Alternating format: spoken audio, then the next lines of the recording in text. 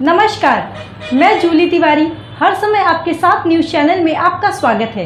तो चलिए नज़र डालते हैं आज के कुछ मुख्य समाचारों पर।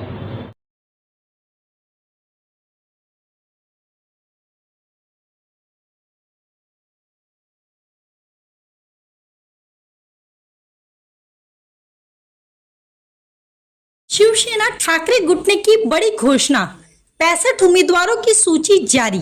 अंबरनाथ से राजेश वानखेड़े मैदान में। शिवसेना उद्धव बालासाहेब ठाकरे गुट ने आगामी विधानसभा चुनावों के लिए 65 उम्मीदवारों की सूची जारी कर दी है, जिसमें महाराष्ट्र के कई प्रमुख क्षेत्रों के उम्मीदवार शामिल हैं। इस सूची में अंबरनाथ से राजेश वानखेड़े को एबी फॉर्म दिया गया है, जो अंबरनाथ से शिवसेना ठाकरे गुट के प्रतिनिधि होंगे। वानखेड़े की उम्मीदवारी की घोषणा होते ही समर्थकों में भारी उत्साह देखा गया है और अंबरनाथ में लोगों के बीच यह खबर तेजी से फैल गई।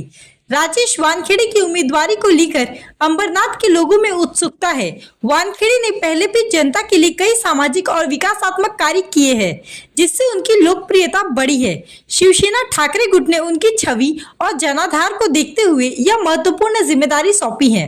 क्षेत्र के लोगों का मानना है कि वानखेड़े की जीत से अंबरनाथ का भविष्य उज्जवल होगा और क्षेत्र में विकास कार्य तेजी से होंगे। शिवसेना ठाकरे गुट ने इस बार 65 सीटों पर उम्मीदवार उतारे हैं, जिनमें एमएमआर मुंबई मेट्रोपॉलिटन रीजन के 24 उम्मीदवार भी शामिल हैं।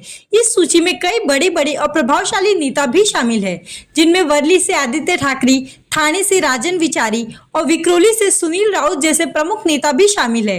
इन उम्मीदवारों की सूची को देखकर स्पष्ट होता है कि शिवसेना इस चुनाव में पूरी तैयारी के साथ मैदान में उतरी है। शिवसेना ठाकरे गुट ने महाराष्ट्र के विभिन्न क्षेत्रों में अपनी मजबूत पकड़ को दिखाते हुए यह सूची जारी की है।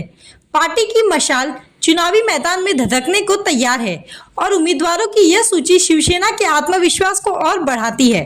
पार्टी के समर्थक और कार्यकर्ता पूरे उत्साह के साथ इन उम्मीदवारों का प्रचार करने में जुटे हुए हैं।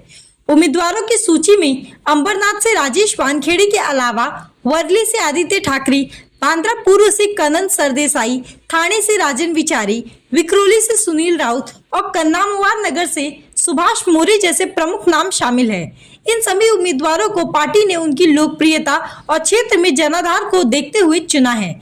शिवसेना ठाकरे गुट के ये सभी उम्मीदवार अपने अपने क्षेत्रों में जनता के बीच अच्छी पकड़ रखते हैं। पार्टी की यह सूची चुनावों के लिए महत्वपूर्ण मानी जा रही है, जिसमें अनुभवी और युवा नेताओं का सही संतुलन बनाया गया है।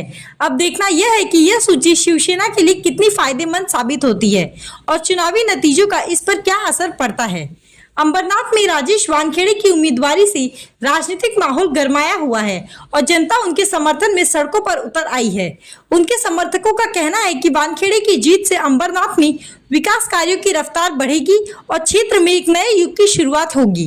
अब देखना यह होगा कि महाविकास आघाड़ी गठबंधन इन उम्मीदवारों के साथ मिलकर कैसे कार्य करती है और चुनावों में अपनी स्थिति को और मजबूत कैसे करती है। रोड का प्रॉब्लम से हमें यहाँ पे कॉलेज लाने हैं, हॉस्पिटल चाहे हॉस्पिटल बनाना है। उसके बाद हमारा शिव मंदिर का भी प्रॉब्लम है और उसके बाद अपने जो हमारा जो अंबरनाथ शहर है ये कामगारों का शहर है और कामगारों के लिए हमें बहुत कुछ करना है।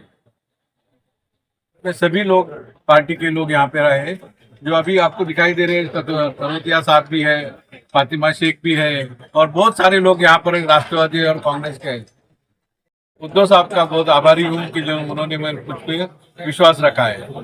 सर अंबरनाथकरांच्या माध्यमातून पूर्ण करायचा प्रयत्न करायचा। सर काय जनतेला काय म्हणजे काय तुमचं काय वचन आहे? ठीक, आमचं हे वचन आहे की अंबरनाथ मध्ये संपूर्णपणे पाण्याची व्यवस्था करणे आणि जे काही संविधानिक कार्यक्रम आहेत ते सगळे राबवणे। 2024 का जो दिन है, हम सब जितने भी लोग हैं, महाविकास आघाड़ी के, शिवसेना के कार्यकर्ता, कांग्रेस के कार्यकर्ता, राष्ट्रवादी के कार्यकर्ता, सब पक्ष मिलकर बहुत खुशी का दिन है साथियों। और ऐसा हमें उम्मीदवार दिया है यहाँ 100 विधानसभा 140 में कि जो सभी से मिलनसार और सभी के काम काज करने वाला व्यक्ति, वो उनका नाम है राजेश वानखेड़े। और उद्धव साहब ठाकरे जी ने ये जो विश्वास जताया वो इसलिए जताया है कि ये सबके साथ में रहने वाले, काम करने वाले और एक अच्छा आमदार मिलेगा। इसमें सभी समाज का कामकाज भी होगा और हम जितने भी लोग हैं, शिवसेना के कार्यकर्ता, राष्ट्रवादी के, कांग्रेस के, सब पूरी रात दिन एक कर देंगे और बड़ी बहुमत से राजेश वानखेड़े जी को चुन के लाएंगे। आज के लिए बस इतना ही। कल फिर मिलेंगे इसी समय इसी चैनल पर। तब तक के लिए मुझे दीजिए इजाजत। धन्यवाद।